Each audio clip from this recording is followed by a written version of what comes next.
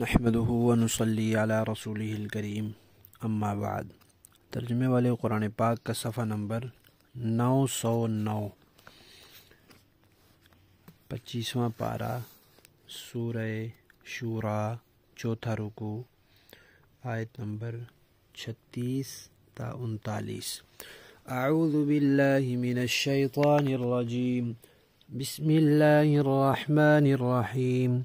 فما أوتيتم من شيء فمتاع الحياة الدنيا وما عند الله خير وأبقى للذين آمنوا وعلى ربهم يتوكلون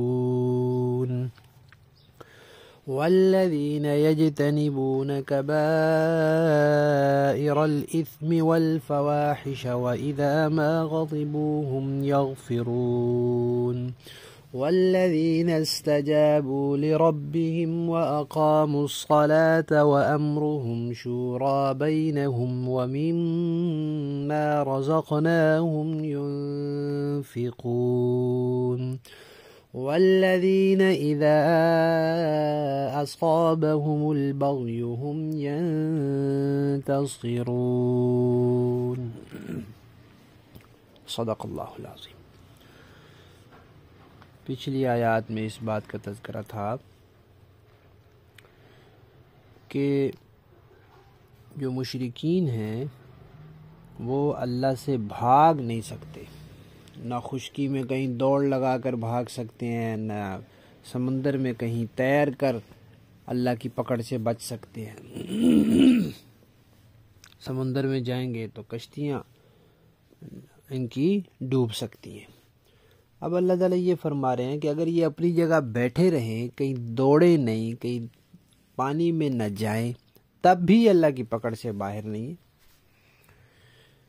فرمایا کہ تمہیں دنیا میں ہم نے جو کچھ دیا ہے، اس دنیا کی جو چیزیں انسان کے پاس ہے، ایک جسم ہے اور ایک دنیا کی زندگی گزارنے کے اسباب ہیں، معیشت کا سامان ہے، باقی رہ گئی اس کی روح، تو وہ تو عالم بالا سے آئی ہے۔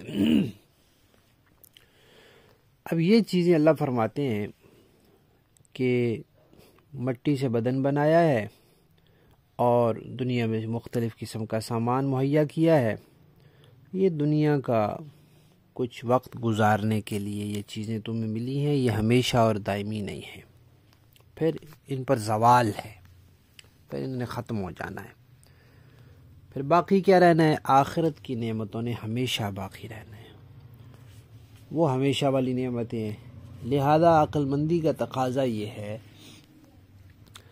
کہ دنیا کی ان چیزوں کو آخرت کی دائمی نعمت کے لیے صرف کیا جائے، خرچ کیا جائے، اپنی جسمانی قوت کو، اپنی صلاحیت کو، جو کچھ انسان کھائے پیے اس سے اپنے بدن میں قوت حاصل کرے اور آخرت کی تیاری میں لگا رہے۔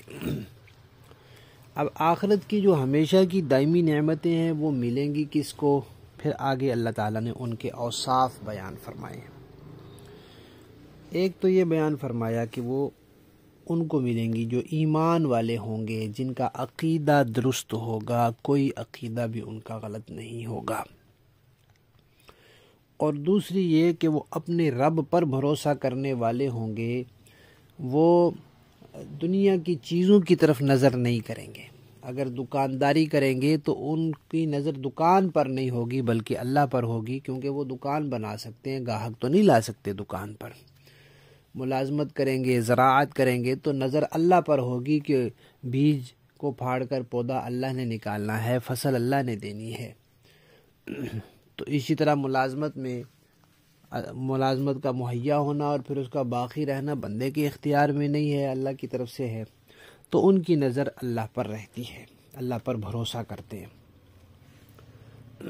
ویسے بھی مکی زندگی میں مسلمان کمزور تھے اور آزمائشیں ہی آزمائشیں تھیں، اور تو کسی چیز کا آسرا تھا نہیں، نہ مال تھا، نہ افرادی قوت تھی، نہ کوئی جہاد کی اجازت تھی، کچھ بھی نہیں تھا، تو بس کیا تھا؟ اللہ کا آسرا تھا، اللہ پر بھروسہ تھا اور اسی کی ضرورت تھی۔ تیسری چیز یہ فرمائی کہ وہ بڑے بڑے گناہوں سے بچتے ہیں. جو انسان بڑے گناہوں سے بچنے کی فکر کرے پھر چھوٹوں سے بھی بچنے لگ جاتا ہے، اور چھوٹے تو اللہ تعالیٰ ویسے بھی معاف کرتے رہتے ہیں. بڑے گناہ سے تو پکا پرہیز کرنا چاہیے، اور ان بڑے گناہوں میں خاص طور پر جو بے حیائی اور بے شرمی کے کام ہیں ان سے بچنا چاہیے. اس لیے کہ بڑے گناہ تو ویسے بڑے گناہ ہیں، بے حیائی اور بے شرمی والے کام ان میں سے بھی بڑے گناہ ہیں. بڑے بڑے گناہوں کے بارے میں مختلف روایات آئی ہیں. نبی پاک صلی اللہ علیہ وسلم نے فرمایا کہ شرک کرنا، جادو کرنا، اور ناحق قتل کرنا، سود لینا، یتیم کا مال کھانا، جہاد میں بھاگ جانا، جہاد کے میدان سے بھاگ جانا، اور پاک دامن مسلمان عورتوں پر بدکاری کی تہمت لگانا، یہ بڑے بڑے گناہ ہیں. اسی طرح اور بھی کئی گناہ بتائے، اپنی اولاد کو مار ڈالنا، اپنے پڑوسی کی بیوی کے ساتھ برائی کرنا وغیرہ وغیرہ.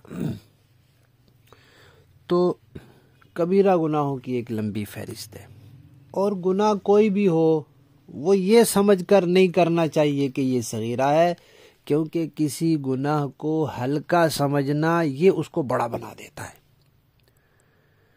کہ یہ تو چھوٹا سا میں کر لوں، تو وہ بھائی گناہ ہے، وہ اللہ کی نافرمانی ہے، وہ شریعت کی خلاف ورزی ہے. تو اللہ کی نافرمانی بھی کوئی معمولی چیز ہے کہ بندہ اس کو چھوٹا سمجھ کے کر لے، تو یہی ہلکا پن وہ جو ہے اس کو پھر بڑا بنا دیتا ہے، اور جس صغیرہ گناہ کی انسان کو عادت ہو جائے وہ بھی بڑا بن جاتا ہے.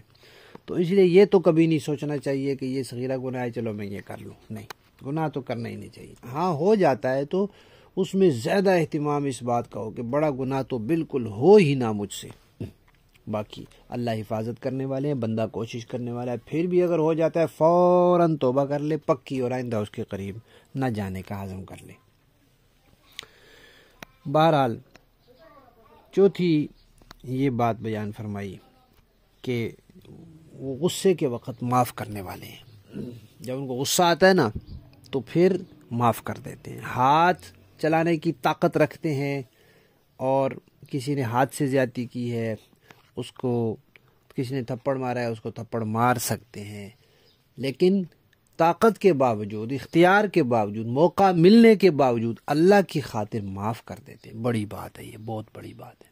اسی طرح کسی نے زبان سے کچھ کہا ہے تو بدلے میں زبان سے اس کو کچھ کہہ سکتے ہیں، غصہ بھی آیا ہوا ہے، کہنے میں کوئی رکاوٹ بھی نہیں ہے، موقع بھی ہے، لیکن پھر بھی کیوں نہیں کہتے؟ صرف اللہ کی رضا کے لیے معاف کرتے ہیں. آگے ایک اور صفت آ رہی ہے کہ چلو اگر معاف نہیں کرتے اور بدلہ لیتے ہیں تو پھر بدلہ بھی برابر سرابر لیتے ہیں. ایک تھپڑ کے مقابلے میں 2 تھپڑ نہیں لگاتے. اس نے ایک تانا دیا، اس کے بدلے میں 2 تانے نہیں دیتے. تو چوتھی بات یہ ہے کہ غصہ آئے تو وہ معاف کر دیتے ہیں. مکی زندگی میں ویسے بھی کفار تنگ کرتے تھے تو غصہ تو آتا تھا مسلمانوں کو، تو بس معاف کرنے کی ترغیب ہے. پانچویں بات کہ اللہ تعالیٰ کے ہر حکم کو مانتے ہیں. جو بھی اللہ کا حکم آ جائے، احکامات نازل ہو رہے تھے مکہ میں، ایک کے بعد دوسرا، دوسرے کے بعد تیسرا، تو جو بھی حکم آتا ہے بس مان لیتے ہیں. بس اللہ کا حکم آیا ہم نے مان لیا. چھٹی بات یہ کہ نماز کا اہتمام کرتے ہیں، کیونکہ نماز دین میں اعمال کے اندر سب سے اہم ترین چیز ہے. دین کا ستون ہے، ستون گر جائے تو چیز ختم ہو جاتی ہے. اور ویسے بھی سخت حالات میں اللہ تعالیٰ نے حکم دیا ہے کہ وَاسْتَعِینُوا بِالصَّبْرِ وَالصَّلَاةِ، کہ صبر اور نماز کے ذریعے اللہ کی مدد حاصل کرو. تو نماز تسلی دیتی ہے، نماز قائم رکھتے ہیں. ساتویں بات یہ ہے کہ وہ آپس کے کام مشورے سے کرتے ہیں، یعنی جو اہم کام ہو وہ مشورے سے کرتے ہیں، اس میں انفرادی رائے نہیں چلتی. چھوٹے موٹے کام تو انسان کرتا ہی رہتا ہے، لیکن اہم کام اور وہ کام جن میں قرآن و سنت نے کوئی حکم نہیں دیا. اب میں یہ مشورہ کروں کہ نماز پڑھنی چاہیے، نہیں پڑھنی چاہیے، جماعت سے پڑھنی چاہیے، یہ تو کوئی مشورے کی بات نہیں، یہ تو شریعت کا حکم ہے، اس کو تو کرنا ہی کرنا ہے. ایسے کام جن میں شریعت کا حکم واضح نہیں ہے اور اس میں مشورے سے کام کرنا ہے. جیسے اب اس وقت کس کو حکمران بنانا چاہیے؟ صفات تو شریعت نے بتا دی ہیں، لیکن اس وقت ان صفات والا آدمی کون ہے اور کون بہتر رہے گا، یہ مشورہ تو ہو سکتا ہے جی۔ اس کے بعد 8ویں بات ہے کہ خرچ کرتے ہیں، جو اللہ نے رزق دیا اس میں سے خرچ کرتے ہیں اللہ کے راستے میں، اور بخل سے کام نہیں لیتے۔ اور 9ویں بات یہ ہے کہ بدلہ لینا چاہیں ظلم کا تو برابر سرابر لیتے ہیں، زیادتی نہیں کرتے۔ لفظی معنی دیکھیں، فما پس جو کچھ اوتی تمہیں دیا گیا ہے، من شیء کوئی بھی چیز، فمتاع تو وہ فائدہ ہے، الحیات الدنیا دنیاوی زندگی کا، وما اور جو کچھ عند اللہ اللہ کے پاس ہے، خیر بہتر ہے، وابقى ہمیشہ باقی رہنے والا ہے، لیکن ہے کس کے لیے؟ للذین ان لوگوں کے لیے، آمنوا جو ایمان بھی لائے، وعلی ربہم اور اپنے رب کے اوپر یتوکلون بھروسہ بھی رکھتے ہیں۔ یعنی یہ 2 صفات ایسی ہیں کہ ان کی فکری اصلاح ہے، فکری اصلاح ہے۔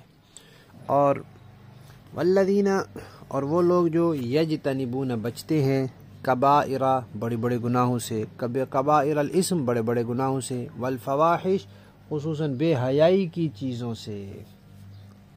تو انسان کے اندر جو نفسانی اور شہوانی قوت ہوتی ہے اس کو بھی قابو میں رکھنے والے ہیں، اس کی اصلاح کرنے والے ہیں۔ وَإِذَا مَا اور جب وہ غضبوا غصے میں ہوتے ہیں، ہم یغفرون وہ معاف کر دیتے ہیں، یعنی انسان کے اندر جو غضبی اور غصے والی قوت ہے اس کو بھی قابو میں رکھتے ہیں اور اس کی بھی اصلاح کرتے ہیں۔ والذین اور وہ لوگ جو استجابوا جنہوں نے قبول کیا، لربہم اپنے رب کی باتوں کو، وَأَقَامُوا اور قائم کی انہوں نے الصَّلَاةَ نماز، وَأَمْرُهُمْ اور ان کا مقام شورا مشورے کے ساتھ ہوتا ہے، بینہم آپس میں، وَمِمَّا اور اس میں سے رزقنا جو ہم نے دیا ہے، ہم ان کو ينفقون وہ خرچ کرتے ہیں۔ والذین اور جو لوگ اذا جب اصابہم پہنچے انہیں البغی کوئی ظلم زیادتی، ہم تو وہ ینتصرون بدلہ لیتے ہیں برابر کا، بدلہ لینے میں پھر زیادتی نہیں کرتے۔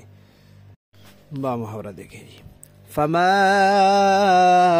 اوتیتم من شیء فمتاع الحیاة الدنیا وما عند اللہ خیر وابقى للذین آمنوا وعلى ربهم يتوکلون۔ غرض تمہیں جو کوئی چیز دی گئی ہے وہ دنیاوی زندگی کی پونجی ہے، اور جو کچھ اللہ کے پاس ہے وہ ان لوگوں کے لیے کہیں بہتر اور پائیدار ہے جو ایمان لائے ہیں اور اپنے پروردگار پر بھروسہ کرتے ہیں۔ والذین یجتنبون کبائر الاثم والفواحش واذا ما غضبوا هم یغفرون اور جو بڑے بڑے گناہوں اور بے حیائی کے کاموں سے پرہیز کرتے ہیں، اور جب ان کو غصہ آتا ہے تو وہ درگزر سے کام لیتے ہیں۔ والذین استجابوا لربهم واقاموا الصلاة وامرهم شورى بینهم ومما رزقناهم ينفقون اور جنہوں نے اپنے پروردگار کی بات مانی ہے اور نماز قائم کی ہے، اور ان کے معاملات آپس کے مشورے سے طے ہوتے ہیں، اور ہم نے انہیں جو رزق دیا ہے اس میں سے وہ نیکی کے کاموں میں خرچ کرتے ہیں۔ والذین اذا اصابهم البغی هم ینتصرون اور جب ان پر کوئی زیادتی ہوتی ہے تو وہ اپنا دفاع کرتے ہیں۔ یہاں ایک بات حضرات مفسرین کرام نے یہ لکھی ہے کہ جہاں وہ سمجھتے ہیں کہ معاف کرنا مناسب ہے وہاں معاف کرتے ہیں، یعنی کسی نے کوئی زیادتی کی پھر اس کو ندامت ہے تو معاف کر دیتے ہیں۔